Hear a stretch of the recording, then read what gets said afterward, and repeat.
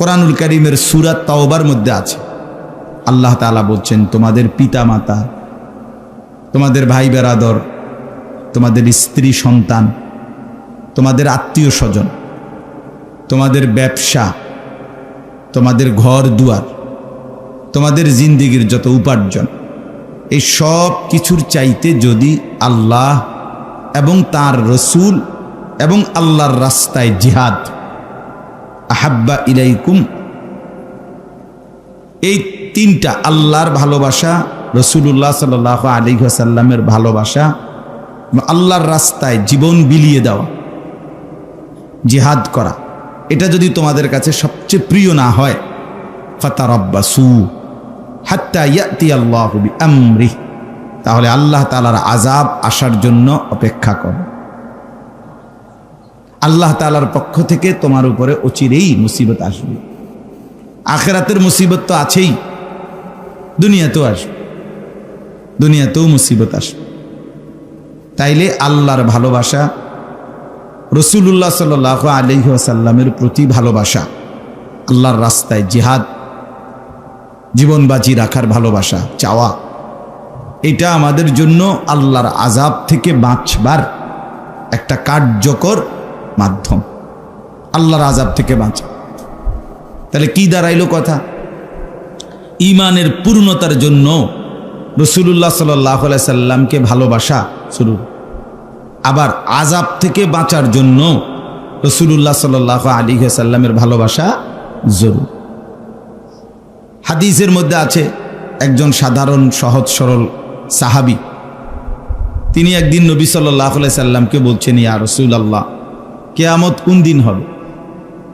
তো নবী সাল্লাল্লাহু আলাইহি ওয়াসাল্লাম বললেন, ওয়ামা আ'দাত্তা লাহা, কিয়ামত যে দিনে হোক তোমার প্রস্তুতির কি খবর সেটা কর।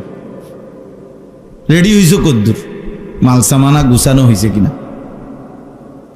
আমরা আপনার গতকাল 8 তারিখ আমাদের ফ্লাইট ছিল, এই আমাদের মদিনায় হোটেলে শেষের 3-4 দিন শুধু এই কষ্টিপ, পলিথিন, আপনার কার্টুন, ওই যে মালের কার্টুন, এরপরে স্কেল মানে যেটা মাফে, এরপরে আপনার এই 6 কেজি বেশি হয়ে গেছে, এদিকে আধা কেজি কম হয়ে গেছে, এদিকে বাইরে গেছে, গ্রেফিং করলে আবার বাইরে যায়, হায় মানে এই শুধু আওয়াজ, শুধু কষ্টিপের আওয়াজ, ওজনের চিৎকার, কার্টুন লইয়া দফাদফি, মানে এইটাই শেষে দিয়া 3 দিন। অমুকের কাছে মাফার যন্ত্র আছে কিনা, এই রুমের থেকে এই রুমে, মানে সাফা মারোয়ার মতো দৌড়াইতে আছে শুধু এই কারণ, মানে ওজন যেন ঠিক হয়। তো এই জন্য এখানে আল্লাহ তাআলা আমাদেরকে বলেছেন স্পষ্টভাবে যে জাহান্নামের আযাব থেকে মুক্তি আর আল্লাহ তাআলার এবং রাসূলুল্লাহ সাল্লাল্লাহু আলাইহি সাল্লামের ভালোবাসা, এটা আমাদের ঈমানের পূর্ণতা এবং আযাব থেকে মুক্তি। তো প্রস্তুতি, ওই লোকটা যখন জিজ্ঞেস করছে, নবীজি তোমার প্রস্তুতির কি?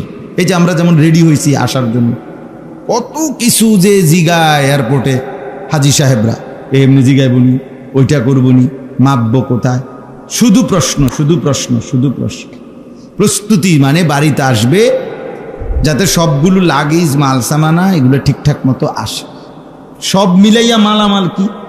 মালামাল হইল কম্বল, চকলেট, আপনার এই বিভিন্ন বাচ্চাদের জিনিস, খেলনা, লাব্বাইকওয়ালা বিমান, মানে বিমান এটা ছাড়লে লাব্বাইক আল্লাহুম্মা লাব্বাইক কয়, এই টুংটাং, মানে কোনোটাই কোনো লাখ টাকার বা কোটি টাকার মাল কিচ্ছু না, এ হাবি যাবি, এই সামান্য আর কি টুকটাক বাচ্চার নাতির লেগে একটা রুমাল, নাতনির লেগে একটা মাথার হিজাব, হ্যাঁ, বেডিতে লেগে এই 5 জন। আমি একদিন একজনে আমার লিস্টই দেখাইছে, উনি কি কি কিনবো, তাই বললাম মাশাআল্লাহ 2 পৃষ্ঠা ব্যাপী আপনি যিনি লিখছেন, এটির জন্য আপনি আরেকবার হজে আইতে বলি, সবই ক্লিয়ার করতে গিয়ে। যাই হোক, তো এই প্রস্তুতি, এই সবাই প্রস্তুতি নিল। ওজন আমাদের যে এজেন্সির মালিক, ওশিনিয়ার ইন্টারন্যাশনাল, এটার মালিক যিনি জাফর ভাই ওনার নাম। তো উনি একটা সুন্দর কথা বলছে, দেখেন সৌদি এয়ারলাইন্স বিমানে 23 কেজি করে 46 কেজি দুইটা প্যাকেট, দুইটা কার্টুন দেওয়া যাবে, এর বেশি হবে না, আইন নিষেধ। এই 23 কেজি ঠিক রাখার জন্য কতবার না হলে এক একজনে 50 বার মাফে, মানে এইটা। এবং কেউ কুদ্দুর কমায়, সবার কথা হলো কুদ্দুর কম হোক, 200 গ্রাম কম হোক, 500 গ্রাম কম, বেশি না হোক। তো উনি কথাটা বলছে, খুব ভালো লাগছে আমার কাছে। উনি বলছে আমাদেরকে সবার সামনে যে দেখেন 23 কেজি করে 46 কেজি ওজন যেন ঠিক থাকে, একটা বিমানে বাড়িতে আসবেন, এইটার জন্য এতবার মাপলেন। হাসরের ময়দানে আমার আপনার জিন্দিগির হিসাবটা যেন ঠিক থাকে, এটার জন্য জিন্দিগিটা কয়বার মাপছে। আমাদেরও তো হিসাব উঠবে, এখানে যেরকম স্কেলে দেয়, হাসরের ময়দানেও তো আমাদের মিজানের পাল্লাতে আমাদের আমল মাপা হবে।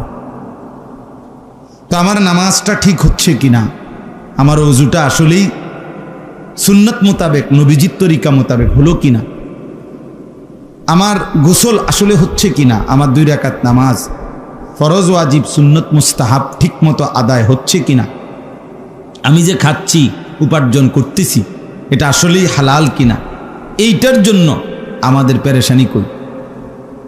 কিন্তু ওই 23 কেজির লাগেজ মাপার জন্য কি পরিমাণ পেরেশান আপনি জানেন না, গাম বাইয়া বাইয়া পরে এক একজন এই সামান্য টুকুর জন্য। অথচ কোনো আহামরি বলে 1 বস্তা চাইল লইছি, কথা বলছেন, এমন কিচ্ছু না।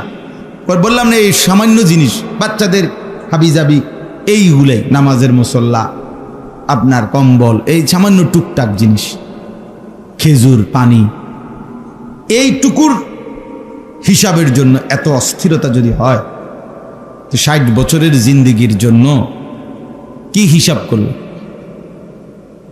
ওয়ালতানজুর নাফসুম মা কদ্দামাত লিগাদ। আল্লাহ তাআলা বলেন, মোমেন প্রত্যেকেই হিসাব করো, খেয়াল করো আগামীকাল আখিরাতের জন্য আজ দুনিয়া থেকে তুমি কি পাঠিয়েছ। ওয়ালতানজুর নাফসুম মা কদ্দামাত লিগাদ।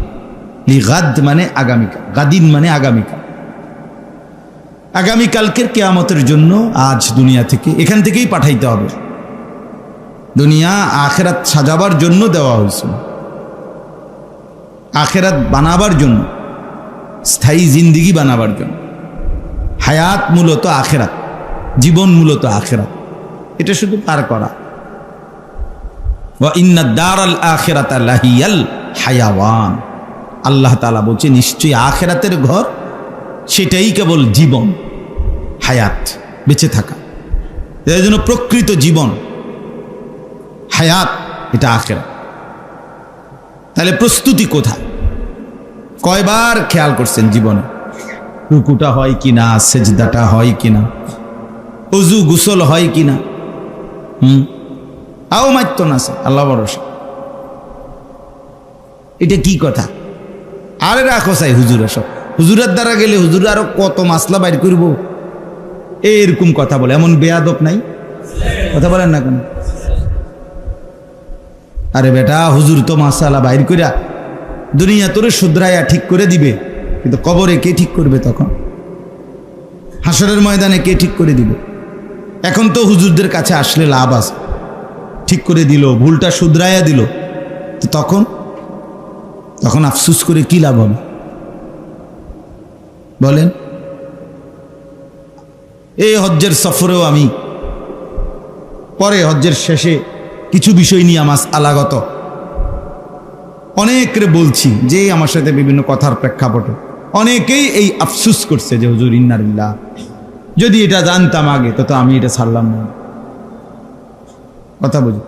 তাইলে এই 13ই জিলহজ পাথর মারা, রাসূলুল্লাহ সাল্লাল্লাহু আলাইহি সাল্লাম পাথর মারতেন। অধিকাংশ একেবারে শতকরা 99, 99.5 জন বাংলাদেশি হাজি পাথর মারে না। কেন? এটা মুস্তাহাব। মুস্তাহাব, এটা দিয়ে কি বার বলে? ওনা তো বেহেস্তের বুঝ হইয়া গেছে আগের দিনে, উনি এত সওয়াব দিয়া করবে কি? অথচ উনি গেছেই হজ করতে।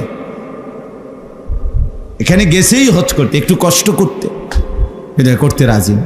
কথার কথায় অসংখ্য এমন বিষয় আছে, একটু কষ্ট হবে, শুধু এই শরীরে হাঁটতে এখন আর ক্লান্তি লাগতেছে, এইটুকুই কারণ, আর কিচ্ছু না। না, করবে না, ওনার নেকির দরকার, এত নেকি দিয়ে আমি করব কি? এই যে বললাম, মানে খামখেয়ালি, গাফলতি, আখেরাতের ব্যাপারে বেখবরি, অথচ আখেরাতে আমাদের জিন্দেগি ওজন হবে না। কথা বলেন, ওজন হবে কি না?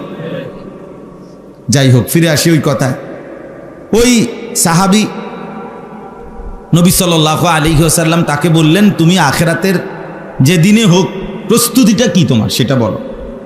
তো নবী সাল্লাল্লাহু আলাইহি সাল্লামের কথার জবাবে ওই সাহাবী বললেন, ইয়া রাসূলুল্লাহ, আমার আমল স্বাভাবিক ফরজ ওয়াজিব সুন্নতে মুআক্কাদা সেগুলো তো আমি করতেছি, কিন্তু বাকি আমলের পরিমাণ অনেক বেশি এমন না, সামান্যই আমার আমল। তবে আমি একটা কথা দিল থেকে নবী বলি, ইন্নী উহিব্বুল্লাহ ওয়া রাসূলা, আমি আল্লাহ এবং তার রসুলকে ভীষণ ভালোবাসি। অর্থাৎ ভালোবাসার দাবিতে আমি অনুসরণ করতেছি, আরো বাড়াইতে চাইতেছি, ভালোবাসি বলেই নিয়মিত আমল যতটুকু পারতেছি করতেছি। তো আল্লাহ নবী সাল্লাল্লাহু আলাইহি সাল্লাম বললেন, ঠিক আছে, তাহলে তুমি নিশ্চিন্ত হও, আল মারউ মাআ মান আহবাব, প্রত্যেক মানুষ বা আহবাব, তুমি যাকে ভালোবাসছো, যাকে তুমি ভীষণ ভালোবাসো, হাসরের ময়দানে তুমি তারই সঙ্গী হবে, তারই সঙ্গী হবে। আল মারউ মাআ মান আহাব্বা, প্রত্যেক ব্যক্তি সে যাকে খুব পছন্দ করে, হাসরের ময়দানে সে তারই সঙ্গী হবে, তার সাথেই হবে। তাহলে অতএব এই হাদিস দ্বারাও বোঝা গেল, হাসরের ময়দানে যে ব্যক্তি প্রিয় নবী সাল্লাল্লাহু আলাইহি সাল্লামকে ভীষণ ভালোবাসবে, সে হাসরের ময়দানে নবী সাল্লাল্লাহু আলাইহি ওয়াসাল্লামের সঙ্গী হবে, তার সাথে দাঁড়াবে, তার পাশে থাকবে, তার কাছাকাছিতে দাঁড়াবে। এত মানুষ, এত কোটি কোটি মানুষ আল্লাহর নবীকে ভালোবাসে, তো সবাই একসাথে দাঁড়াইলে আপনি বলেন যে কেমনে একসাথে দাঁড়াবে, পাশে দাঁড়াইবে কেমন?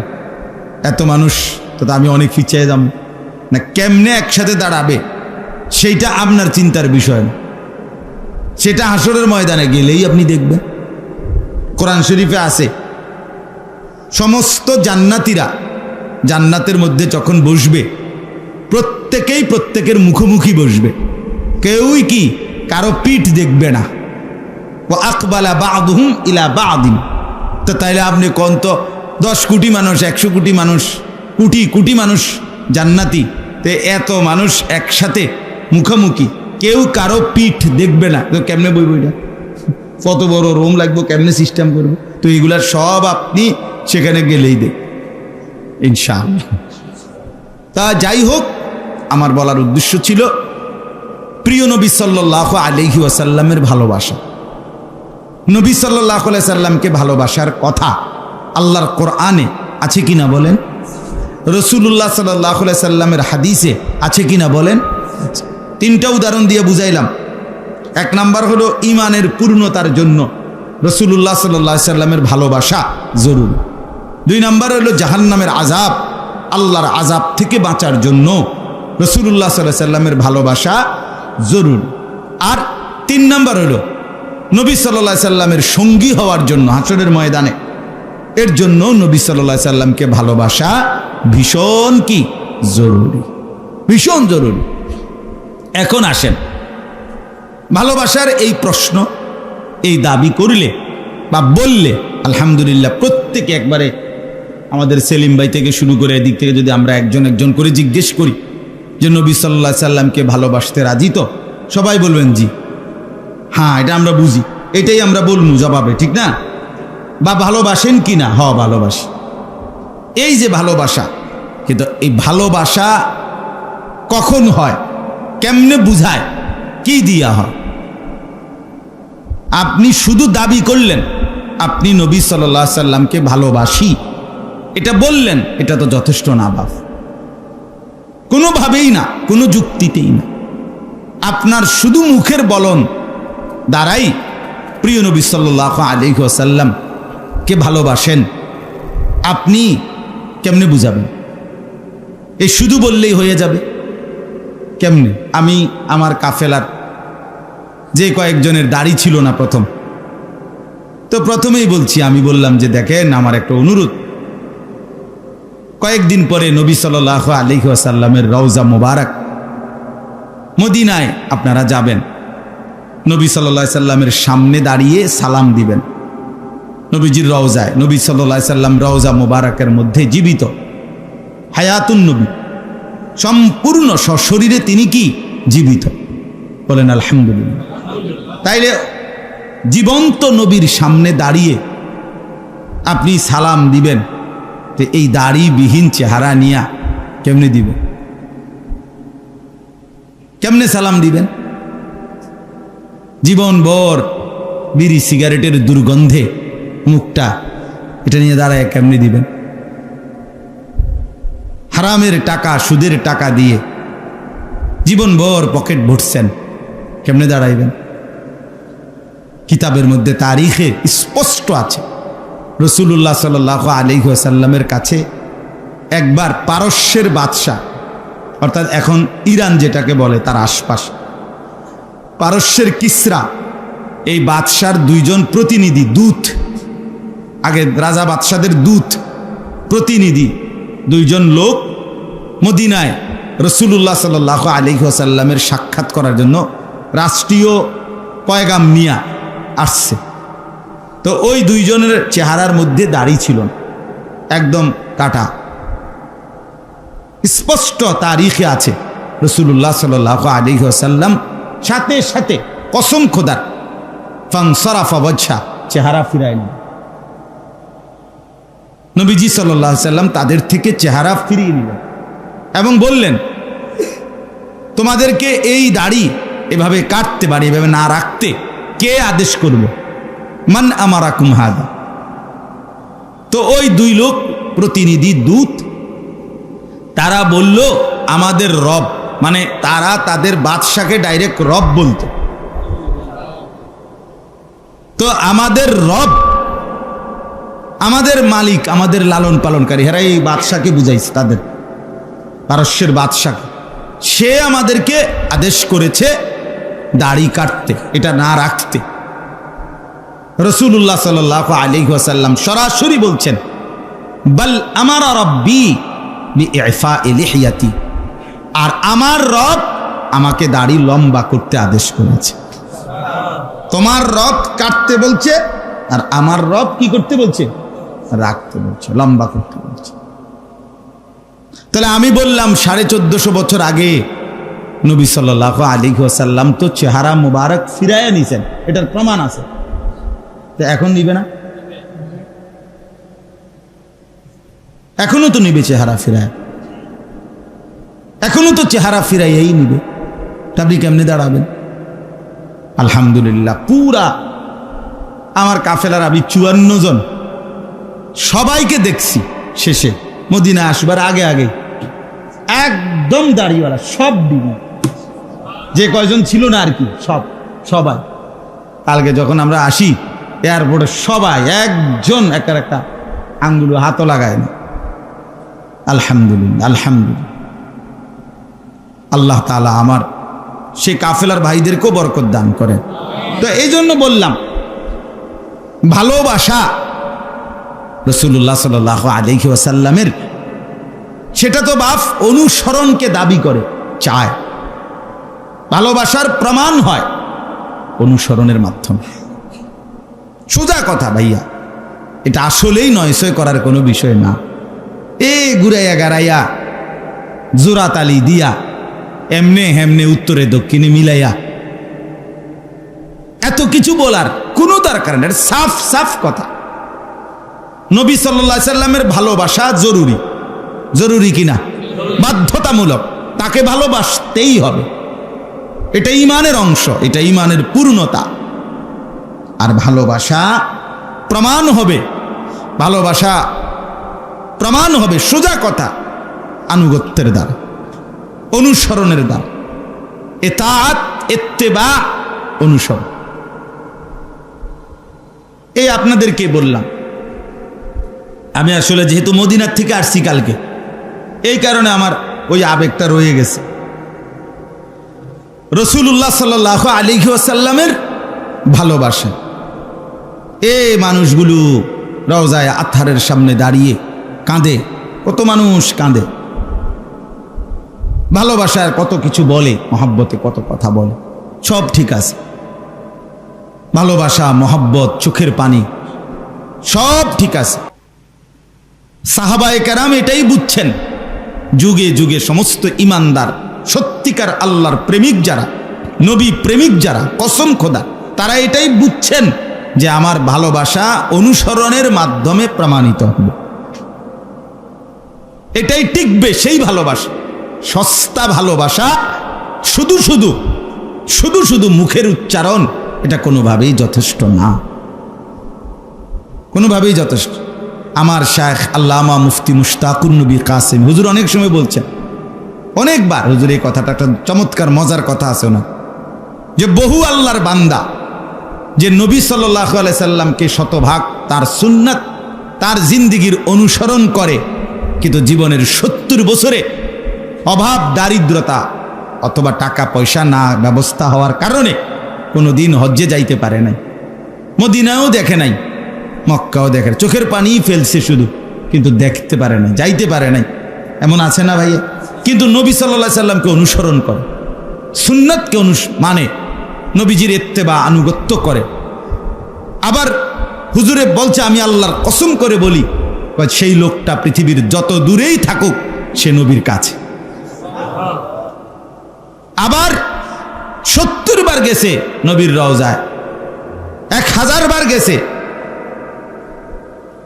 একদিনও মনে করেন 10 বারও ইচ্ছা করলে নবী সাল্লাল্লাহু আলাইহি সাল্লামের জিয়ারা করা যায়, ঘুরে ঘুরে আসলেই আবার সালাম দেওয়া যায়, ঘুরে ঘুরে আসেই আবার কি, আমি যখন শেষ আসি, আসার দিন ফজরের আগে আমি 3 বার পরপর জিয়ারত মানে নবী সাল্লাল্লাহু আলাইহি সাল্লামকে সালাম দিছি, ওইখানে ঢুকা সিরিয়াল ধরে ধরে, তাইলে বারবার দেওয়া যায়।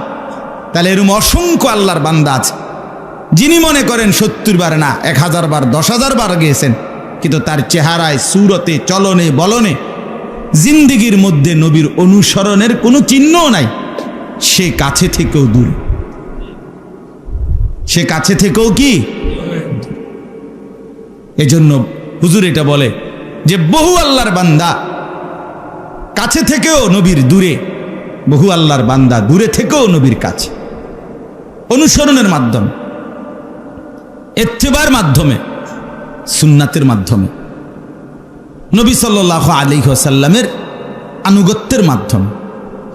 এই কথাটাই আমি আপনাদের সামনে যে আয়াতটা পড়ছি, এই আয়াতের প্রথম কথাটার অর্থ এটাই।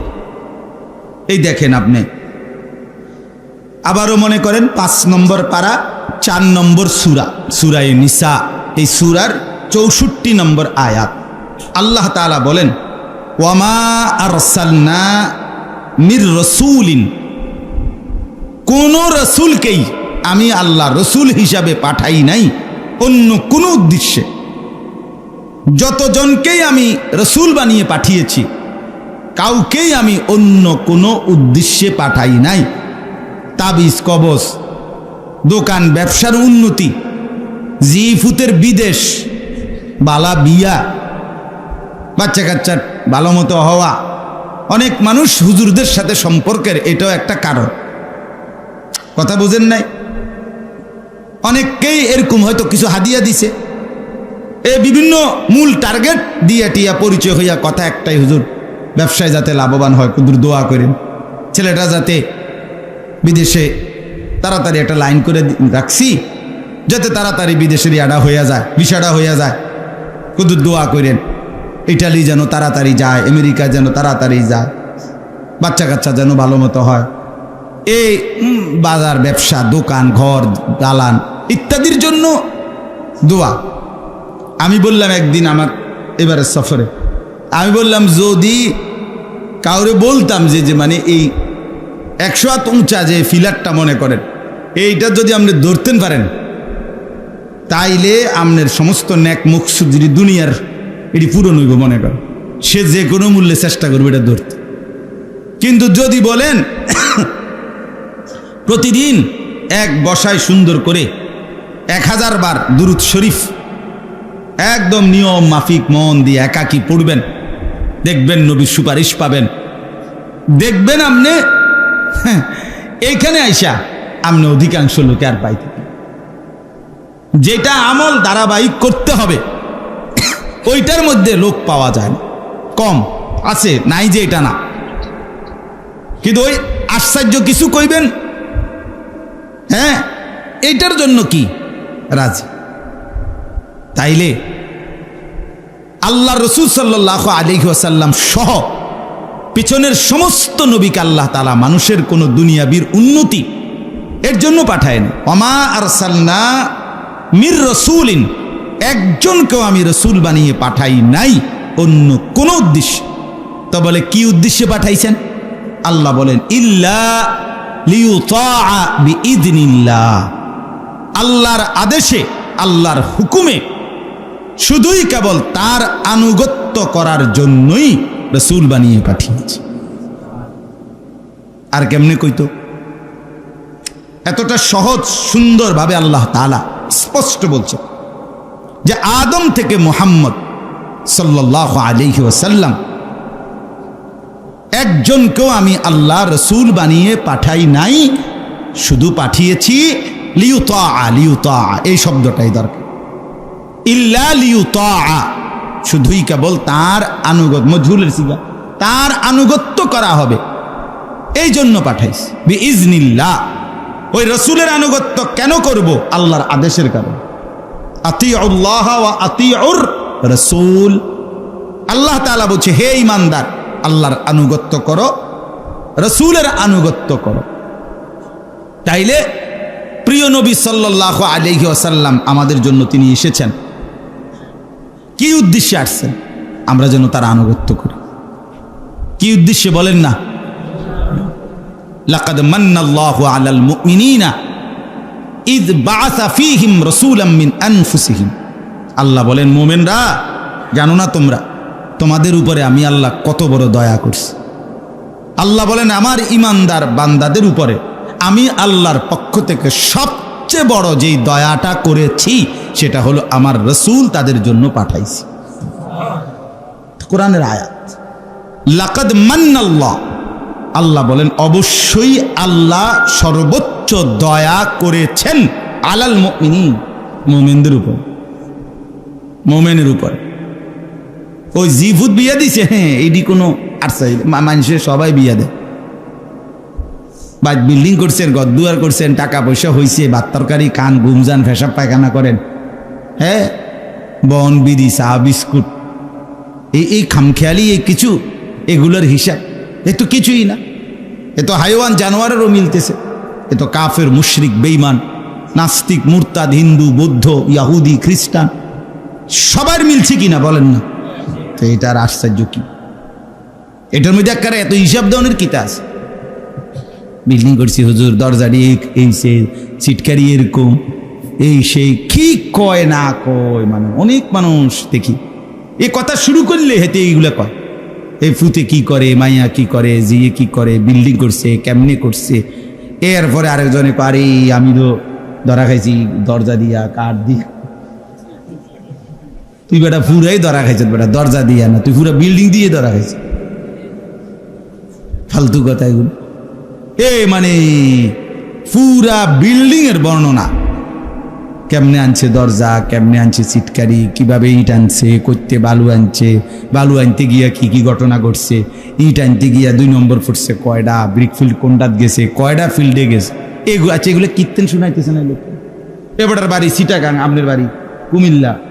আচ্ছা বলেন আপনি কুমিল্লাতে বইয়া যে আপনি ইট শুনাইলেন, কে চিটাং তাই এনে ইট কিনতো, তারা দেশে ইটে ঠাডা ফুটছে। হ্যাঁ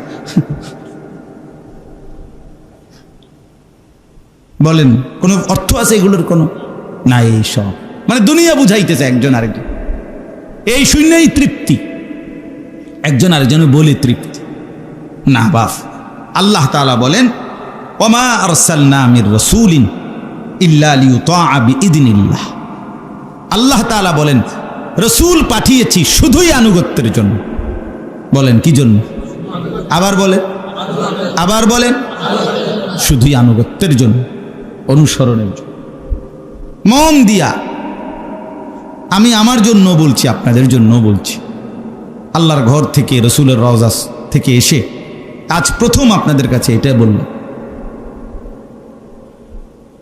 যে লিয়ুতাআ বিইذনিল্লাহ, আল্লাহর আদেশে, আল্লাহর ইচ্ছায়, আল্লাহর হুকুমে তার আনুগত্য করা, এটাই উদ্দেশ্য। এই কথাটা একবার দুইবার না, বার বার বার বার বার বার আল্লাহ। আরে মিয়া, কথা একটা মনো শত শতবার বলছে আল্লাহ, তাও বলছেন আল্লাহ, তাও বলছেন কোরআনে, তাও বলছেন জিব্রাইলের মাধ্যমে পাঠিয়ে, তাও বলছেন নবীজির জবানে। আর কেমনে বললে আপনি বুঝতেন? বলেন কতবার বললে? কুল ইন কুনতুম তুহিব্বুনাল্লাহ ফাত্তাবিউন, তোমরা যদি আল্লাহকে ভালোবাসতে চাও তো আমার নবী, আমার বন্ধুর অনুসরণ করো। এটা কোরআনের আয়াত কিনা? কথা বলেন না কেন? তো তাইলে এর চাইতে সহজ কথা আর কি হইতে পারে? অনুসরণ করো, ফাত্তাবিউনি। আল্লাহর নবীকে আল্লাহ বলছে, আপনি বলে দেন যে হে আমার উম্মত, আল্লাহকে পেতে হলে, আল্লাহর ভালোবাসা পেতে হলে, জান্নাত পেতে হলে, জাহান্নাম থেকে বাঁচতে হলে, গুনাহ মাফ করাইতে হইলে ফাত্তাবিউনি, আমাকে অনুসরণ করো। ওয়াগফির লাকুমের মধ্যে আছে না এটা, অর্থাৎ গুনাহ যদি মাফ করাইতে হয় তাহলে আপনাকে কি করতে হবে? ইত্তেবা। ইত্তেবার মধ্যে ভালোবাসাও আছে আল্লাহর, আপনার গুনার মাগফিরাতও আছে। ওয়াগফির লাকুম যুনুবাকুম, আল্লাহ তোমাদের গুনাহ মাফ করে দিবে। ইউহিব্বুকুমুল্লাহ, আল্লাহ ভালোবাসবে। কিসের মাধ্যমে? রাসূলুল্লাহ সাল্লাল্লাহু আলাইহি সাল্লামের কথা বলেন না। আপনারাও কি সবাই কালকেই তো আসছেন নাকি? তো আপনারা যেমন কোয়ান কেরম করেন, আপনি জান চলে না মনে হয় যেন।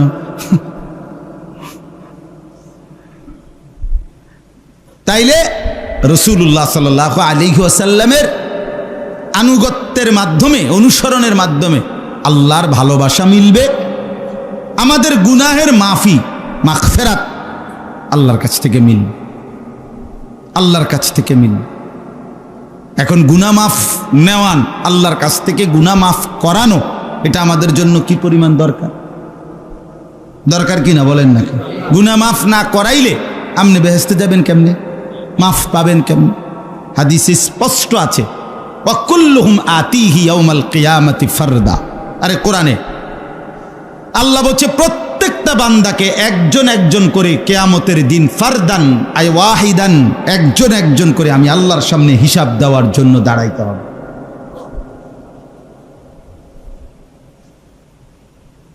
বলে ওয়াউরিদু আলা রাব্বিকা সাফফা, আল্লাহ বলে সকলকেই তোমাদের রব আল্লাহর সামনে লাইন ধরিয়ে একজন একজন করে পেশ করা হবে, দাঁড় করানো হবে। লাকাদ জিতুমুনা কামা খালাকনাকুম আউয়ালা মাররা, আল্লাহ বলবেন বান্দা কি খবর, সেই প্রথম দুনিয়াতে যেমন একা গেছিলে, আজ বুঝলা তো যে সব ছেড়ে তুমি একাই আমার সামনে এসে দাঁড়াই। মাতবুরিটা কই? মাতবুরি কই? সব কিছু কই? কিচ্ছুই নেই, কিচ্ছুই নেই। তাইলে আল্লাহ তাআলার সামনে একজন একজন করে হিসাবের জন্য দাঁড়াইতে হবে। তো সেখানে নবী সাল্লাল্লাহু আলাইহি সাল্লাম বলেন আল্লাহর কাছে, নবীজি বলছেন উম্মত শোনো, যদি আল্লাহ তাআলা একজন লোকেরও শুধু কেবল হিসাবটা দেখার জন্য একটা পৃষ্ঠাও খুলতে বলে, আমল নামার খাতাটা যদি আল্লাহ দাঁড় করাইয়া বলে যে একদিনের হিসাব দাও, 1 ঘন্টার হিসাব দাও, এটা যদি বলে মান নৌকিসা উযিবা, তাহলে ধরে নাও তোমারে জাহান্নামে যাইতে হবে, আযাব হবে।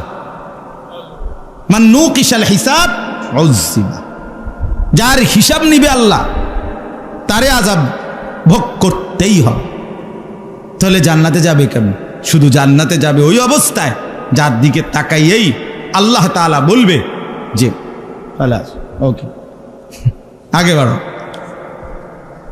শুধু দাঁড়াবে, পেশ করবে আমলনামা, উল্টাবে না, উল্টাইতে বলবে না, শুধু দেখেই নজর এক নজর তাকাইয়ে যখন আল্লাহ বলবে সামনে আগে বাড়ো,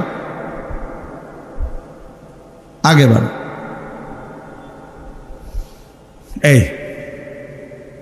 তাহলেই কেবল মুক্তি পাবে। আর এটারই বলা হয় হিসাবে ইয়াসির, আল্লাহুম্মা হাসিবনি হিসাবান ইয়াসিরা। এই হিসাবে ইয়াসির, সহজ হিসাব। সহজ হিসাব মানে হিসাব নাই যেটারে কয়, এটারে কয় সহজ হিসাব। টোটালি কোনো পৃষ্ঠা উল্টায় না। ফাসাউফা ইউহাসাবু হিসাবান ইয়াসিরা, এই সহজ হিসাব কোরআনে আল্লাহ, হাদিসে নবী বলছে, নবী দোয়া করতেন, আল্লাহ কিয়ামতের ময়দানে আমার হিসাবটাও সহজ করে দিও।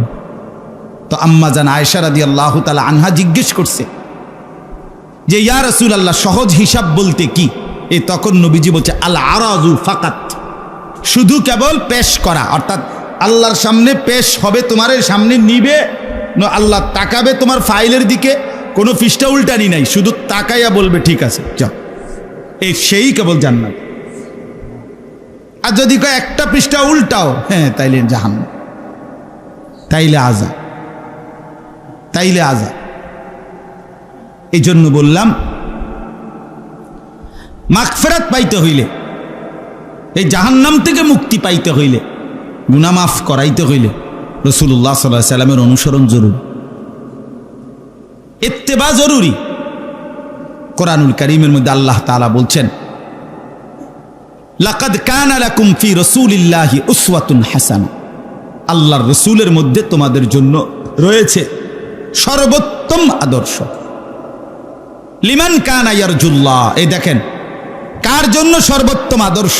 আল্লাহ বলছে যে আল্লাহকে পেতে চায়, ওয়াল ইয়াউমাল আখিরা, এবং যে আখিরাতকে পেতে চায়, মানে আখিরাতের মুক্তি, জাহান্নামের প্রাপ্তি, জাহান্নাম থেকে মুক্তি, জান্নাত প্রাপ্তি, এই আখিরাত এক কথা যে চায়। লিমান কানা ইয়ারজুল্লাহ ওয়াল ইয়াউমাল আখিরা, আল্লাহকে যে চায়, আখিরাতকে যে চায়, খোদার কসম আল্লাহ বলে শুধুই কেবল রাসূলের মধ্যেই তার জন্য আদর্শ।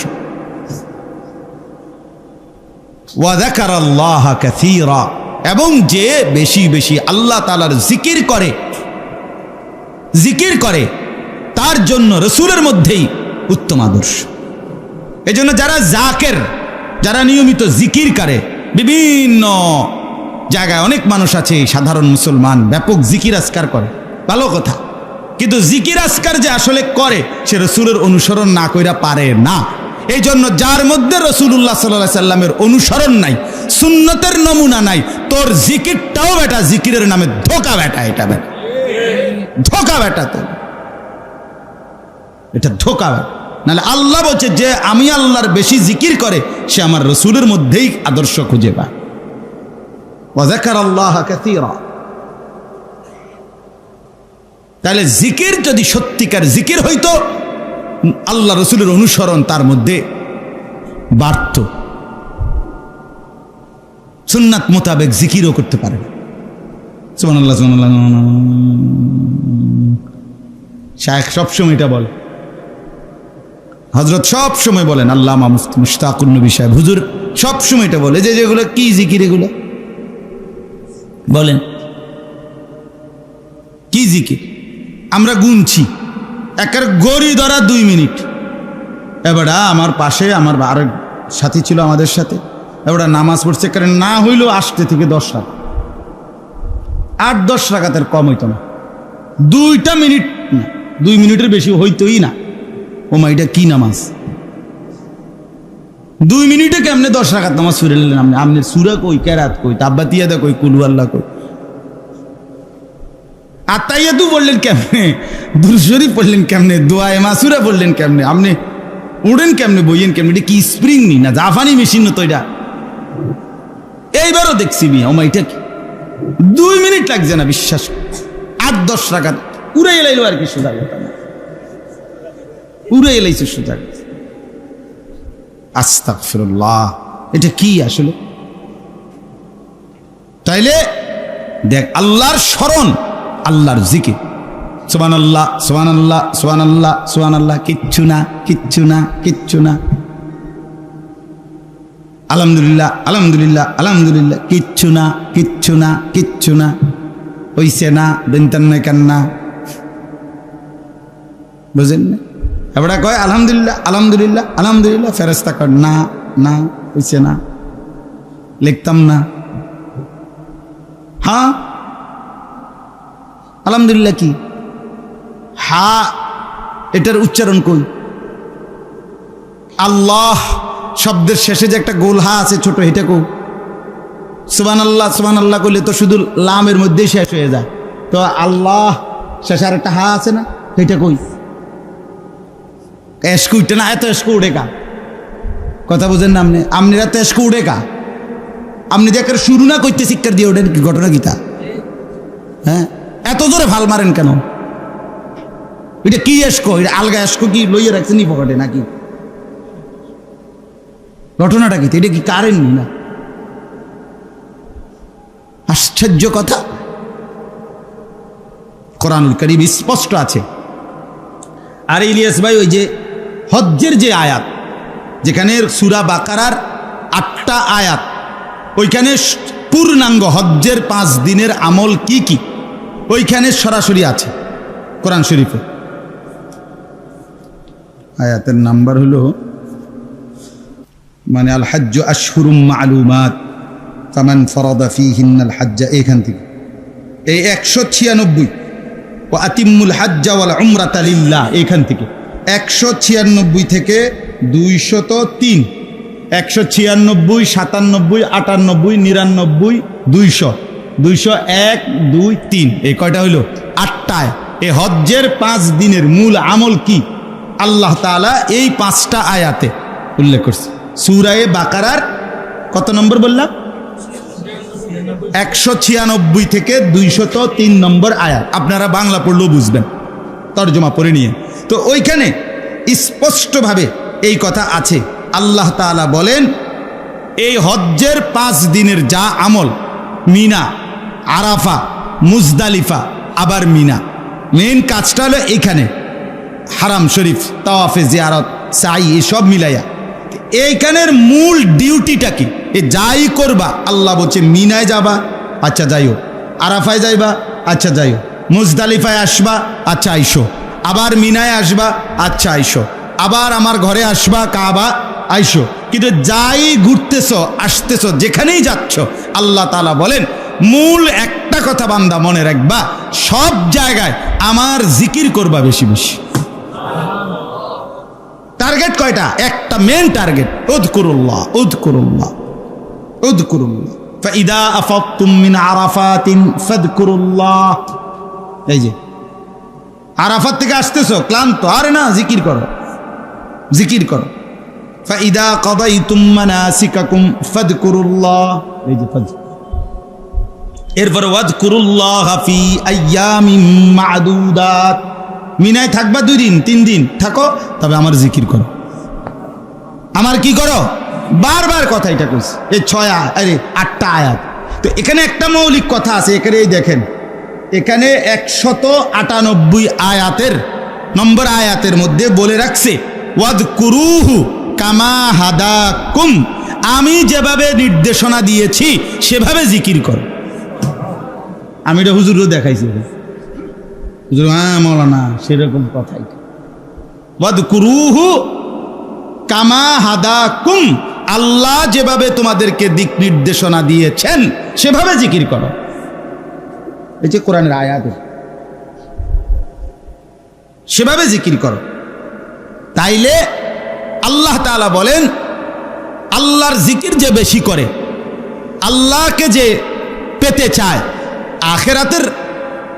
আখেরাত যে পেতে চায়, আল্লাহ বলেন তার জন্য আমার রসুলের মধ্যেই রয়েছে সর্বোত্তম আদর্শ। হাসা কাঁদা, হাসি কান্না, আনন্দ বেদনা, দুঃখ সুখ, ঘর বাহির, পরিবার, স্ত্রী সন্তান, আয় রোজগার, উপার্জন, নড়া চড়া, উঠা বসা, হাত্তাল হারাকাত ওয়াসসাকানাত, নড়লেও নবী আদর্শ, স্থির থাকলেও নবী আদর্শ, হাসলেও তিনি মডেল, কাঁদলেও তিনি মডেল, হাঁটলেও তিনি মডেল, বসলেও তিনি মডেল, দাঁড়াইলেও তিনি মডেল। যদি আল্লাহকে পেতে চাও, যদি আখেরাত পেতে চাও, যদি আল্লাহর স্মরণ বেশি করতে চাও, আর শুধু জিলাপি আচ্ছা ঠিক আছে মন মতো করো, শুধু বিরানি মাকসাদ খালাস, শুধু দোকানের উন্নতি মাকসাদ, শুধু দোকানের বেচা কিনা ভালো হোক, এই জন্য শুধু দুরূদ শরীফ পড়লা, ঠিক আছে পড়ো মন মতো, যেটা মনে করি পড়ো, যেমনি ভাল লাগে এমনি পড়ো, মাথা লাড়ো, নলে ঠ্যাঙ্গালগি দিয়া লাও, নলে টাঙ্গাইয়া থাও, তোমার অসুবিধা কি করো না। কারণ মাকসাদ তো হইল কি দুনিয়া, কথা বলেন না কেন? মাকসাদ কি? আর মাকসাদ যদি হয় আখেরাত, মাকসাদ যদি হয় আল্লাহ, তাহলে জিকির করতে হবে, রাসূলুল্লাহ সাল্লাল্লাহু আলাইহি সাল্লামের ভালোবাসা আনুগত্যের মাধ্যমে প্রমাণ করতে হবে। এই কথাটাই আমি বললাম। তাইলে মূল বক্তব্য এই কথাটা আজকে আমরা বুঝলাম। আমাদের প্রিয় নবী সাল্লাল্লাহু আলাইহি ওয়াসাল্লাম তিনি এই পৃথিবীতে আল্লাহর শ্রেষ্ঠতম নিয়ামত হিসাবে আমাদের জন্য এসেছেন, তিনি আল্লাহ পাঠাইছেন। আল্লাহ নবী বারবার এই কথাটা বলছে, বুইস্তু, আমি প্রেরিত হয়েছি, প্রেরিত হয়েছি, আমারে পাঠাইছে। নবীজি বলতেন না দাওয়াতু আবি ইব্রাহিম, আমার পূর্বপুরুষ, আমার বড় বাপ অর্থাৎ আমার পূর্বপুরুষ ইব্রাহিম আলাইহিস সালাম, আমার আব্বা, উনি আমার জন্য দোয়া করছিলেন আল্লাহর কাছে, আমি সেই দোয়ার ফসল হিসাবে জমিনে আসছি।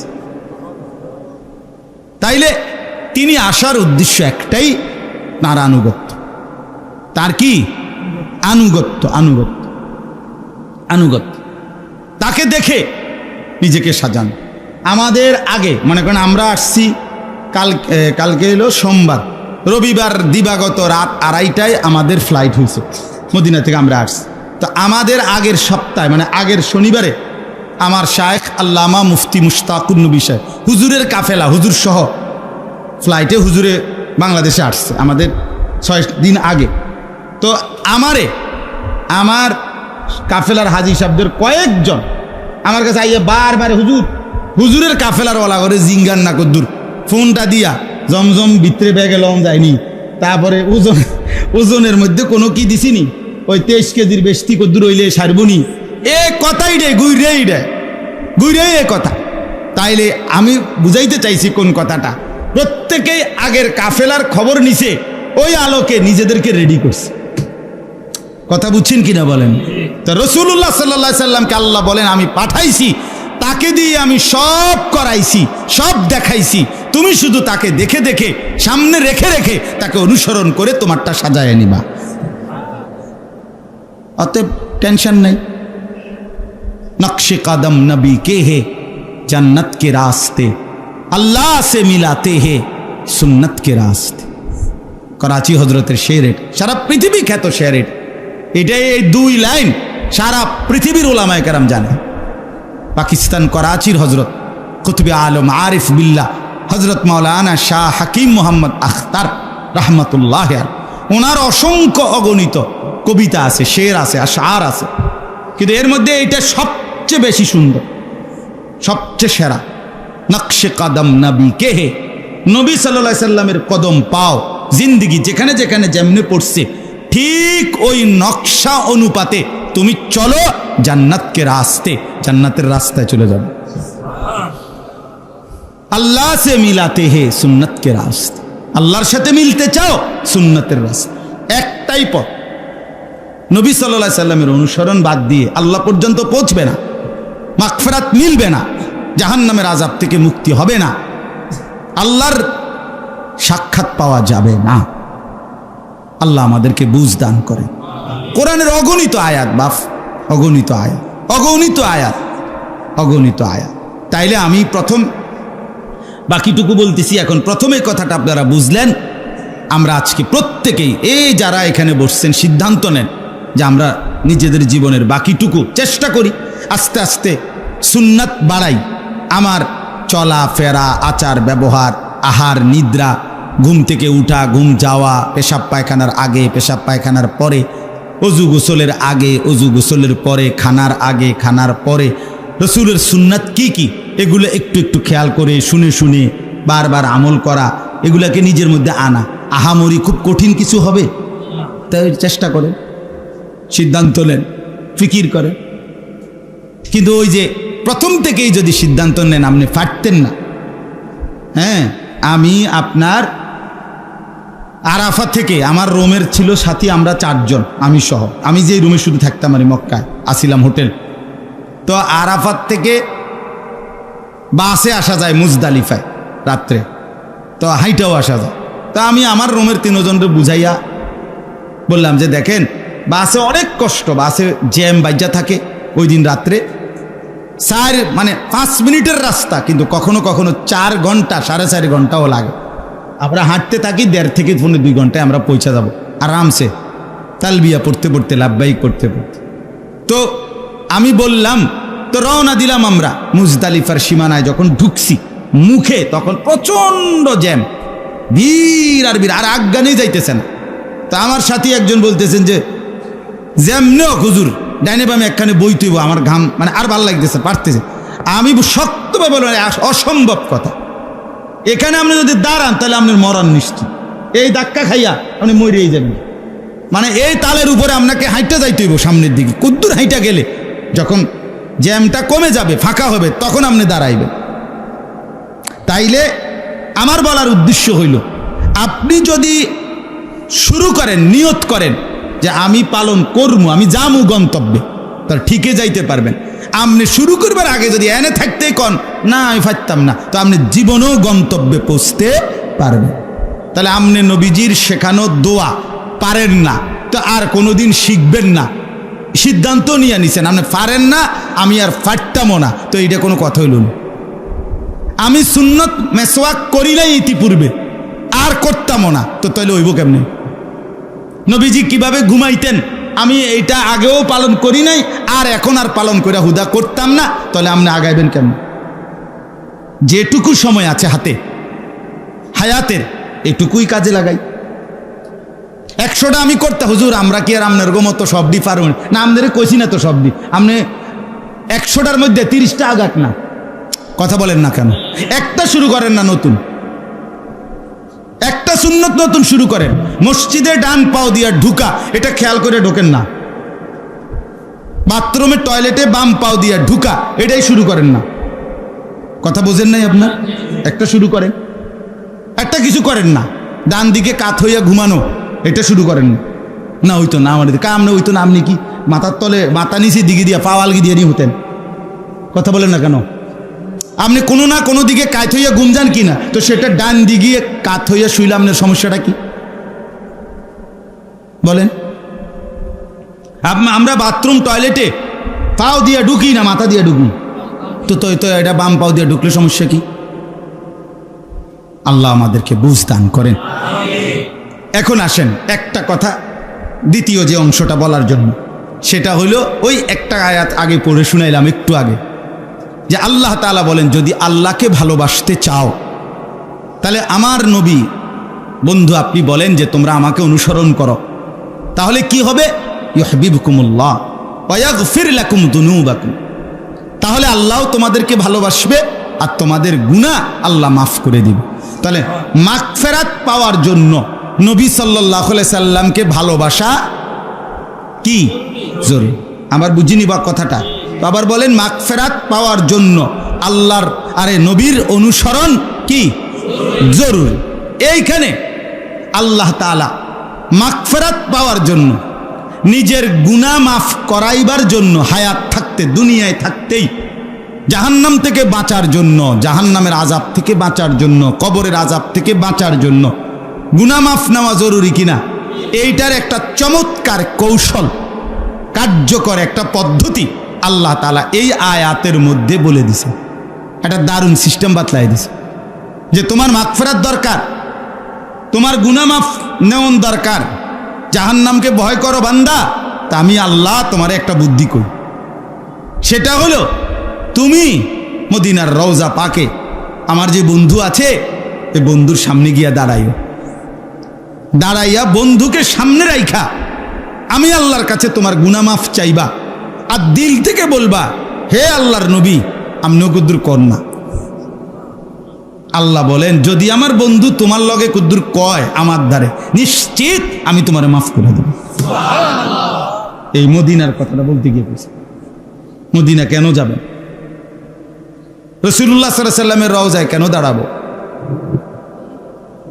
এই যে আল্লাহ বলেন, ওয়ালাউ আন্নাহুম ইয যালামু আনফুসাহুম, আমার বান্দারা যদি জীবনভর গুনাহ করতে করতে, নাফরমানি করতে করতে একেবারে জীবনের উপরে জুলুম করে ফেলে, অর্থাৎ এত বেশি গুনাহ করছে আর জীবনের উপরে কোনো আশা ভরসা নাই, আশা ভরসা নাই, একেবারে শেষ করে দিছে জীবনটা গুনাহ করতে করতে।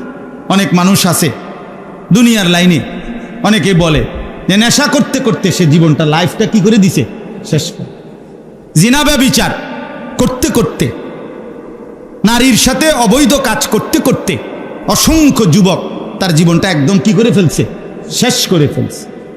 নিজের হাত নিজের লজ্জাস্থানে ব্যবহার করে অসংখ্য অসংখ্য যুবক আপনার নিজের শাহওয়াত নিয়ন্ত্রণ করতে পারে নাই, সে নিজের চরিত্র, নিজের জীবন, নিজের যৌবন, নিজের শরীর সব শেষ করে দিছে, শেষ করে দিছে। তো এরকম অনেক মানুষ আছে যেটা কথায় প্রসঙ্গে বলে যে সে তার জীবনটাকে কি করে দিছে, শেষ করে দিছে। কিসের মাধ্যমে? গুনার মাধ্যমে। তা আল্লাহ বলেন, আমার বান্দারা যদি গুনাহ করতে করতে জীবন শেষ করে ফেলে, একেবারে নিজের উপরে জুলুম করে ফেলছে, এরপরে যদি যা উকা, বন্ধু তারা যদি আপনার সামনে আসে জীবিত অবস্থায়ও মৃত্যুর পরে, সেম হুকুম সরাসরি। নবী সাল্লাল্লাহু আলাইহি ওয়াসাল্লামের আদব, সম্মান, ইজ্জত, আজমত, আনুগত্য, অনুসরণ, নবীজির শ্রদ্ধা, সব কিছু খোদার কসম তিনি সরাসরি দুনিয়ার হায়াতে যখন ছিলেন তখন যেমন, এখন তিনি কবরে আছেন এখনো তেমন, একদম বরাবর, একদম বরাবর। নবীজি বলছেন, এখন আমার সামনে দাঁড়াইয়া আমার জিয়ারত যে করে, আমার সামনে দাঁড়ায়, সে যেন কামান জারানি ফি হায়াতি, দুনিয়ার জীবনে আমার হায়াত থাকাকালীন যেভাবে আমার জিয়ারত করছে ঠিক যেন এরকম, সরাসরি সমান। নবী সাল্লাল্লাহু আলাইহি সাল্লামের জীবিত থাকাকালীন যেমন নবীজির সামনে উচ্চস্বরে কথা বলার অনুমতি ছিল না, নবীজির ইন্তেকালের পরেও সাহাবায়ে কেরাম কোনোদিন নবীজির এই মদিনায় মসজিদে নববীতে রওজা শরীফের সামনে উচ্চস্বরে কথা বলেননি। ইন্তেকালের পরে হযরত ওমর রাদিয়াল্লাহু তাআলা আনহুর জামানায় একবার একজন লোক মসজিদে নববীতে রওজা শরীফের পাশে মুসলমান ইমানদার বয়ান করতেছিলেন, কথা বলতেছিলেন, একটু জোর আওয়াজে কথা বলছে। প্রথম একদিন নিষেধ করাইছে তাকে, দ্বিতীয় দিন আবার আরেকবার যখন আরেকটু জোরে বলছে, আবার একবার দইরা ঘাড়ে দইরা, ওমর তো ওমরই, ঘাড়ে দইরা বাইর করে দিছে মসজিদ, তুমি বাইর, তোমার ওয়াজের খেতা গেলে যাবে না, তোর ওয়াজ লাগবে না, তুই জানো না এখানে রাসূলুল্লাহ সাল্লাল্লাহু আলাইহি ওয়াসাল্লাম আছে। তার সামনে যে উচ্চ আওয়াজে কথা বলা নিষেধ, এটা তার জীবিত থাকাকালীন যেই হুকুম, ইন্তেকালের পরও এই হুকুম। এখনো মক্কায় পুলিশ, যারা মক্কার পুলিশ, মসজিদে হারামে এই হজ্জের, আমরা সবসময় দেখি, এবারও দেখছি, এখানে এরা চিল্লা বেশি, মক্কার পুলিশরা, মানে হাজি তারিক তারিক, হাজি রাস্তা রাস্তা, মানে সরো হাজি, শুধু ডাকে, শুধু আওয়াজ করে মুখ দিয়া, আর মদিনায় শুধু হাত দিয়ে টানে, বুঝছেন নি? আমারও একদিন এই রওজা শরীফে সালাম দিতেছি, আমি আর লড়ি না, এতেও আমারে 2-3 বারই ইশারা দিছে, কিন্তু আমি লড়ি না, সে আমার দৌড়ের কাছে দিয়ে দিচ্ছে। তা আমার সাথের যারা তারা হাসতেছে, হুজুর আপনি তো একটা ঠেললে আনে লইয়া পড়ছে। আমি হের ডিউটি করছে, আমি আমারটা করছি, ওর দায়িত্ব আমারই ঠেললে হানে দিয়ে, আমার দায়িত্ব চেষ্টা করি আমার নবীর সামনে কিন্তু দাঁড়াই থাকুন, খালাস। কিন্তু বলতেছিলাম যে ওই মুখে কি করে না, এরা চিল্লায় না, চিল্লায় না, এখানে একের সেম আচরণ, মানে মক্কায় এরা আওয়াজ করে মুখ দিয়া, বারবার বলে, বারবার বল তারিক তারিক। তাহলে বললাম রাসূলুল্লাহ সাল্লাল্লাহু আলাইহি ওয়াসাল্লামের ইজ্জত, আজমত, সম্মান জীবিত থাকাকালীন যেমন এখনো কি, কথা বলেন না। তো আল্লাহ বলেন, বন্ধু জীবনভর গুনার নাফরমানি করে যা উকা, যারা আপনার সামনে আসলো, চাই জীবিত থাকাকালীন, চাই কি এখন ইন্তেকালের পরে রওজা শরীফে ওইখানে আপনার সামনে এসে দাঁড়ালো, দাঁড়াইয়া কি করলো, ফাস্তাগফিরুল্লাহ, আল্লাহ তাআলার নিকট, আমি আল্লাহর নিকট তাদের গুনাহের জন্য ইস্তিগফার, ক্ষমা প্রার্থনা করব। ওয়াস্তাগফারা লাহুমুর রাসূল, আর আপনি রসুলও তাদের জন্য আমি আল্লাহর কাছে মাফ চাইলেন। আপনিও কইলেন যে আল্লাহ দেন, মাফ করে দেন। লাওয়াজাদুল্লাহ তাওয়াবার রাহিমা, অবশ্যই তাহলে আমি আল্লাহকে পাবেন যে আমি তওবা কবুলকারী, আমি দয়াকারী। বন্ধু, আপনি বললে আমি আর ফিরাইতাম না, আপনি বললে ফেরানো। সুবহানাল্লাহ। এই জন্য রাসূলুল্লাহ সাল্লাল্লাহু আলাইহি ওয়াসাল্লামের রওজা মুবারক জিয়ারতের সবচেয়ে বড় একটা লাভবান বিষয় হইল যে এর দ্বারা আমি যদি নবীর কাছে সুপারিশ কামনা করি, আমি যদি তার কাছে দাঁড়িয়ে বলতে পারি চোখের পানি ফেলে, হে আল্লাহর রাসূল সাল্লাল্লাহু আলাইহি ওয়াসাল্লাম, আমার আল্লাহর কাছে আমি মাফ চাইতেছি, আপনি বুদ্দুর কোন, আপনি বলেন। আর আল্লাহ তাআলার কাছে নবী যদি বলে, তো আল্লাহ তাআলা ওই বান্দার, ওই মুমিনের সমস্ত জিন্দেগি গুনাহ মাফ করে দিবে। এটাই আল্লাহ এখানে বলছে, এইটাই আজকে বললাম, এই একটা আয়াতে বল। তাইলে 64 নাম্বার এই আয়াতের মধ্যে আমরা তাফসীরের মধ্যে একটা ছোট্ট ঘটনা আছে। সেটা হলো পূর্ব জামানায় রাসূলুল্লাহ সাল্লাল্লাহু আলাইহি ওয়াসাল্লামের ইন্তেকালের পরে একজন বড় বুজুর্গ ছিলেন, উবাইদুল্লাহ আল আতবী রাহমাতুল্লাহি আলাইহি, অথবা উতবী। তো উনি নবী সাল্লাল্লাহু আলাইহি ওয়াসাল্লামের রওজা শরীফ মদিনায় জিয়ারত করতে আসছেন ইন্তেকালের বহু পরে। তো উনি যখন আসছেন, তখন উনি নবীজি সাল্লাল্লাহু আলাইহি সাল্লামের রওজার সামনে দাঁড়িয়ে, ঠিক এই টাইমে আরেকজন মুসলমান, গ্রাম্য সাধারণ আরাবি, একজন সহজ সরল মুসলমান আল্লাহর বান্দা, সেও আইসা দাঁড়াইছে। দাঁড়াইয়া একেবারে আরবি তফসিরের মধ্যেও এবং তারিখের কিতাবেও নবীজির দুরূদ শরীফ এবং নবীজির মদিনা জিয়ারতের ফজিলতের উপরে বহু কিতাবে এই ঘটনাটা আছে, প্রসিদ্ধ ঘটনা, এটা একেবারে মাশহুর।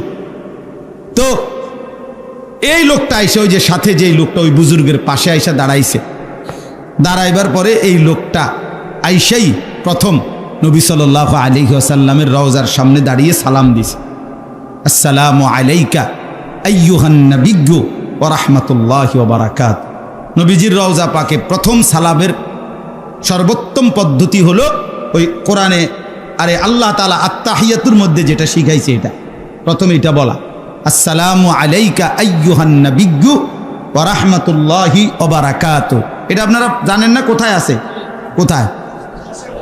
তাশাহুদের মধ্যে আছে কিনা? এইটা প্রথম বলতে হয় দাঁড়িয়ে।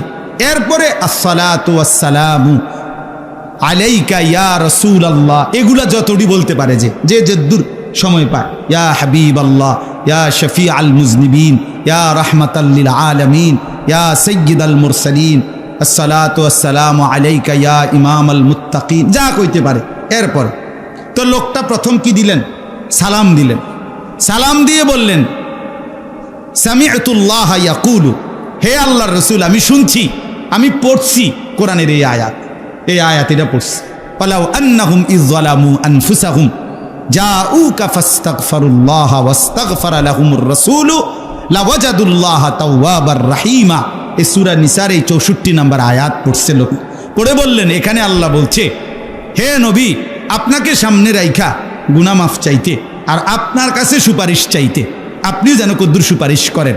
তা আমি এই আয়াত পড়ে এই লোকটা বললেন যে জিতুকা মুস্তাগফিরান লিদুনুবি, আমি আমার গুনাহ মাফ পাওয়ার জন্য আপনার সামনে আসছি, ওয়া মুস্তাশফিআন বিকা ইলা রাব্বি, আপনার মাধ্যমে আমার রবের কাছে, আপনার কাছ থেকে একটু সুপারিশ চাচ্ছি, আপনি কদ্দুর সুপারিশ করেন, আমিও মাফ চাইতেছি ইয়া রাসূলুল্লাহ, আপনি আমার লাগে কদ্দুর কইয়েন।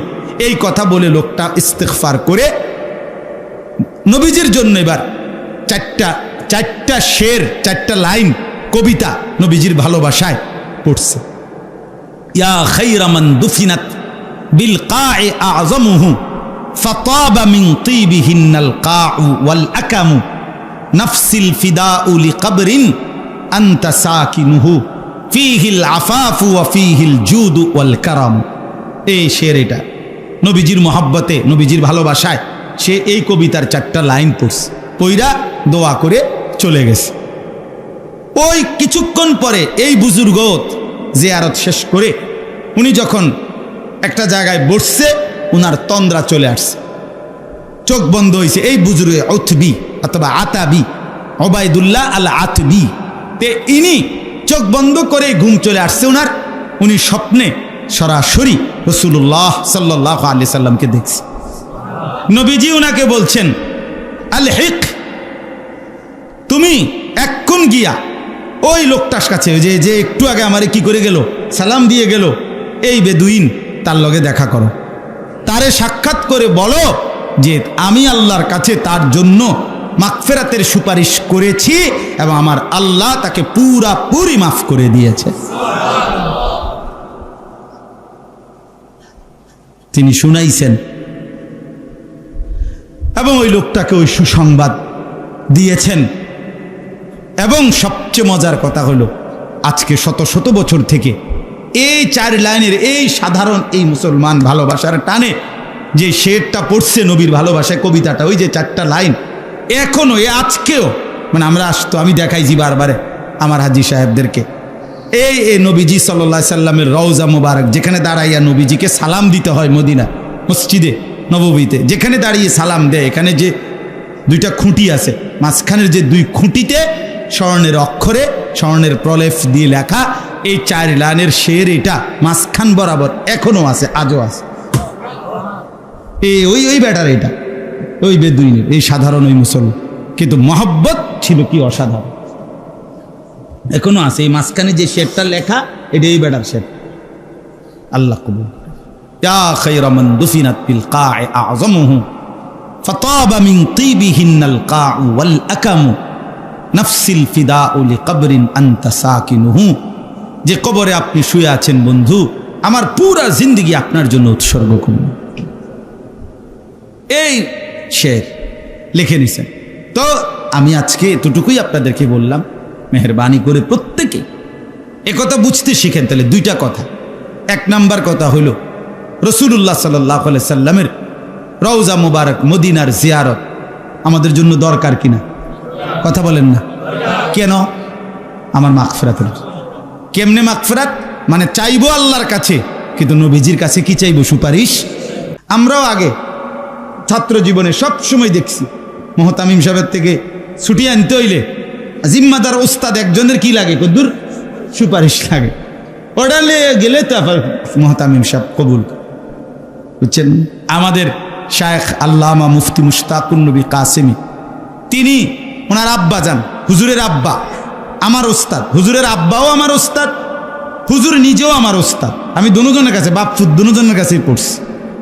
তো হুজুরের আব্বাও অনেক বড় আলেম ছিলেন, হজরত মাওলানা আব্দুল কুদ্দুস সাহেব রহমতুল্লাহ আলাইহি, লক্ষ্মীপুরে টুমচর মাদ্রাসার ভাইস প্রিন্সিপাল ছিলেন, লক্ষ্মীপুরের সবচেয়ে বড় মসজিদ চক মসজিদের খতিব ছিলেন, এখন শায়েখ যেটার খতিব। তো উনি সব সময় মদিনা জিয়ারত করে এরপরে মক্কায় যেতেন। তো উনি সব সময় বলতেন মক্কায় যাব, তবে মদিনার থেকে যাইতেন, আর বলতেন অ্যাডভোকেট ধইরা আগে, এরপরে বিচারকের কাছে যাইতে আসছি। বুঝেন নাই কথা? আগে কি ধরছি? অ্যাডভোকেটের ধরে লইছি, উকিল ধরে এরপরে কই যাইতেছি। মানে নবী সাল্লাল্লাহু আলাইহি সাল্লামের কাছে বলে গেছে আকুতি মিনতি, যে আপনি কুদুর কইয়েন যাইতেছি, মালিকের ঘরে যাইতেছি, আপনি কুদুর বললেন। আলহামদুলিল্লাহ, শায়েখ দামাত বারাকাতুহুম হযরতও এখন প্রত্যেক রমজানের আগে 4-5 দিন আগে সব সময় উমরায় যায়, প্রতি বছরই যায়। আমরাও 2-1 বার হুজুরের সাথে যাওয়ার সুযোগ হয়েছে, এইবারও গেছিলাম রমজানে।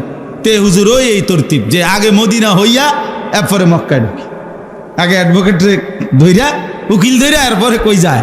বিচারক। বিচারক কে? আল্লাহ। এই জন্য আপনাদের কাছে 2টা কথা বললাম। একটা হলো রাসূলুল্লাহ সাল্লাল্লাহু আলাইহি সাল্লামের ভালোবাসা অনুসরণের মাধ্যমে। কিসের মাধ্যমে? নবীকে আল্লাহ পাঠিয়েছেন শুধুই কেবল তার কি করার জন্য? আনুগত্য করা। আর 2 নাম্বার হলো মদিনার জিয়ারত। মানে মক্কা বাদ দিয়ে তো আর মদিনার জিয়ারত হবে না। হবে কি? হবে না। অর্থাৎ হজ্জের সফর অথবা উমরার সফর, হজ এবং উমরা এর মাধ্যমেই আপনি কি যাবেন, মক্কা মদিনার সফর করবেন। আর এই সফরের বরকতের মধ্যে অনেক বরকত আছে, সের মধ্যে একটা অন্যতম বরকত যে আমি যদি রাসূলুল্লাহ সাল্লাল্লাহু আলাইহি ওয়াসাল্লামের রওজা মুবারকের সামনে দাঁড়াইতে পারি আর দিল দিয়া চোখের পানি ফেলে যদি আল্লাহর কাছে গুনাহ মাফ চাই, আর নবী যদি শুধু কুদ্দুর কয় আমার লাগে, উনি যদি একটা সুপারিশ করে, উনি যদি একটা সই দিয়া দেবে, একটা কথা বলে আল্লাহর কাছে, তো নিশ্চিত আল্লাহ মাফ করে দিবে। আজকে এতটুকুই কথা। আল্লাহ তাআলা আমাদের প্রত্যেককে মক্কা মদিনার সফর কবুল করে নেন। মালিকের ঘর দেখবেন, আল্লাহর ঘর দেখবেন, রসুলের রওজা পাক দেখবেন, এর চাইতে বড় সৌভাগ্য আর কি হইতে, এর চাইতে বড় সৌভাগ্য আর কি হইতে। কালো গিলাফ দেখলে কেমন হয় গিয়েই দেখেন, সবুজ গম্বুজ দেখলে কেমন হয় গিয়েই দেখেন।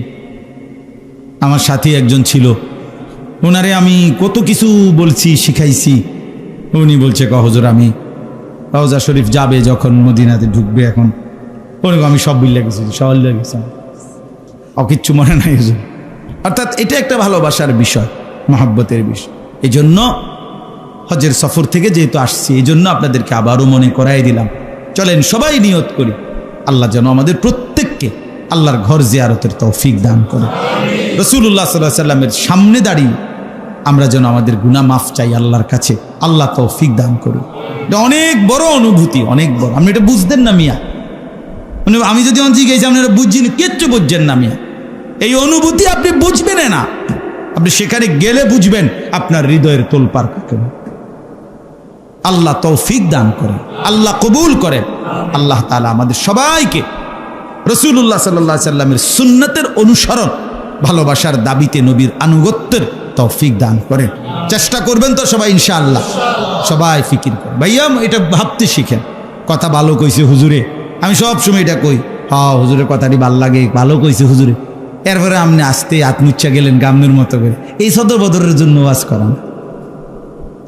আপনার কাছে বইয়ে বইয়ে সার্টিফিকেট লইতে বইছিলেন, কথা বুঝছেন কিনা বলো, বরং সবাই মিলে আমল করার জন্য, সবাই মিলে কি করার জন্য, আল্লাহ তাআলা আমাদেরকে তৌফিক দান করেন।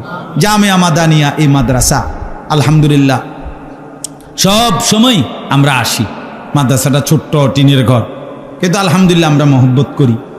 আমার শায়েখ আল্লামা মুফতি মুশতাকুন নবী কাসেম হুজুরও অনেকবার এখানে আসছে, আরও অনেক বুজুর্গানে দিন আসছে। কষ্ট করেই মৌলানা মাহমুদ ভাই, উস্তাদরা ছাত্ররা পড়ালেখা করে থাকে, ছোট্ট এই ব্যবস্থাপনায় সব কিছু মিলাইয়াই কষ্ট করেই থাকে। আপনাদের কাছে আমার একটা অনুরোধ, আমি আইসা এখন শুনলাম মাদ্রাসার জন্য, মাদ্রাসার একটা পুরাতন ফ্রিজ ছিল, ফ্রিজটা একদম নষ্ট হয়ে গেছে, মানে একবারে সার্ভিসিং করলেও আর ঠিক হবে না, একবারে বাদ হয়ে গেছে। তো জিজ্ঞাসা করলাম যে নতুন একটা ফ্রিজ আপনার কত হইতে পারে, তো উনি বললেন 39 বা 40,000 টাকা। তো 40,000 টাকাই ধরেন, তাহলে 40,000 টাকা আমরা যদি 80 জন মানুষ 500 টাকা করে দিই, তাহলে কত হয়? 40,000 টাকা হয় না? তো যে দূর আমরা আজকে মিলাইতে পারি, 80 জন যদি 80 জন পাই, তাই তো আলহামদুলিল্লাহ। আর যদি যে কয়জন হয়, তো এই কয়জন বাকিটা ওনার হাতে দিয়ে যাবো, দায়িত্ব উনি মিলাইব, বাকি 500 টাকা কইরা আল্লাহর বান্দাদের কাছ থেকে নিবেন। এখন যদি কারো থাকে দেন, আর যদি না থাকে তাইলে আপনি পরে দিন। আমার সাথে আসছেন আমার সেলিম ভাই, কোম্পানিগঞ্জ বাজারের ব্যবসায়ী, উনি দিয়ে দিছে 500 টাকা। আল্লাহ কবুল করেন, আল্লাহ মেহের। আমি দিলাম 1000 টাকা, আমার 2টা নাম, ঠিক আছে না? দেন, আর কেউ দিবেন কিনা বলেন, অথবা পরে দিলে কষ্ট করে বলেন লিখে নিবে, আর নগদ থাকলে নগদ দেন, যে কয়জনেরই হয়। মাশাআল্লাহ, মাহমুদ ভাই নাম লেখেন, এগুলো 80 জন হইলেই হবে, 500 টাকা করে দিবেন। মাশাআল্লাহ। আমার সাথী, আমার অনেক প্রিয় ছাত্র মাওলানা ইয়াহিয়া, আলহামদুলিল্লাহ সেও অনেক সুন্দর বয়ান করে, 500 টাকা দিছেন। ইউসুফ ভাই দিছেন, মাশাআল্লাহ, মুফতি ইউসুফ ভাই 500 টাকা, মাশাআল্লাহ। আল্লাহ আপনি কবুল করে নেন, লিখে নেন। ভাইয়ের নাম কি ভাই? এ ভাই, আচ্ছা, কুটি বাজারের ব্যবসায়ী শরীফ ভাই দিবে 5,000 টাকা, আল্লাহ কবুল করেন। তো আপনি তো নিছেন গা 10 জন, মাশাআল্লাহ। এই 500 টাকা কে দিল? বশির, আমাদের বশির 500 টাকা নগদ দিল। কি? সাদ্দাম ভাই 500 টাকা। কি নাম ভাই এই 500 টাকাওয়ালা? জি হাফেজ তাজুল ইসলাম ভাই, ভাইয়া দিছেন 500 টাকা। কি নাম? খলিল আহমদ। জি খলিল ভাই, মা ভাইয়া দিছেন 500 টাকা, আল্লাহ কবুল করেন। আর কেউ দেন থাকলে দেন, এই 500 টাকাই হিসাব, 80 জন থেকে নেবেন। মাশাআল্লাহ, লিখে নেন নাম। ভাইয়ার নাম কি ভাই? জি গোলাম হাক্কানি। আড়াইবাড়ি হুজুরের নাম। মাশাআল্লাহ, আল্লাহ কবুল করেন। আল্লাহ তাআলা হুজুরের কবরকেও নূরে নূরে ভরপুর করে দেন। আমি হুজুরের দেখছি 1-2 বার। হ্যাঁ, তোমার নাম কি? তা জুয়েল। নগদ দিছ?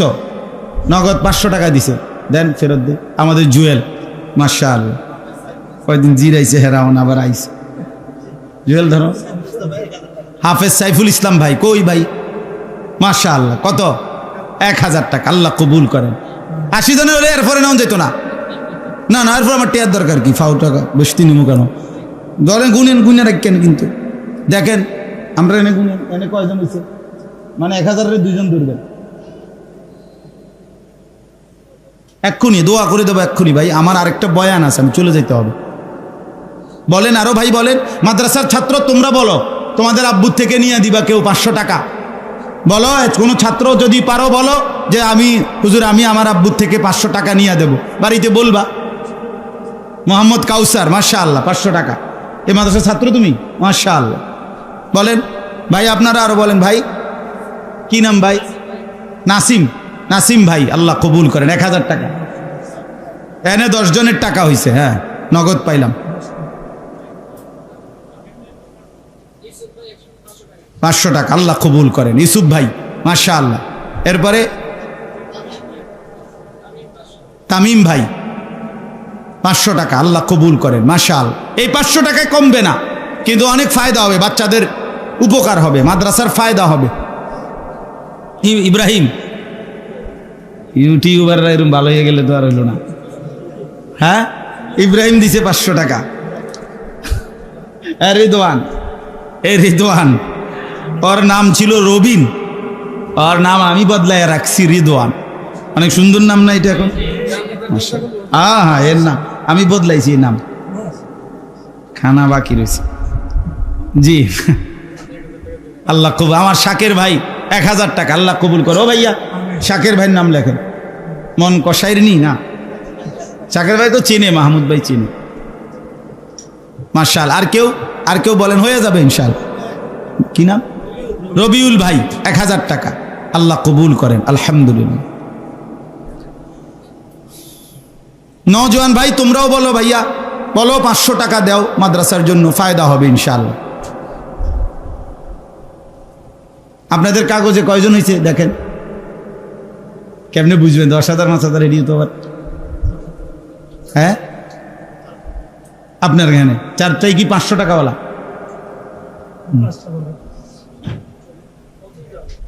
আপনার এখানে মাস কে এটা? হ্যাঁ মাশাআল্লাহ, মহিউদ্দিন ভাই। ওই ভাই 500 টাকা ফেরত দিতাম। 1000, আল্লাহ কবুল করেন। আলহামদুলিল্লাহ, আলহামদুলিল্লাহ।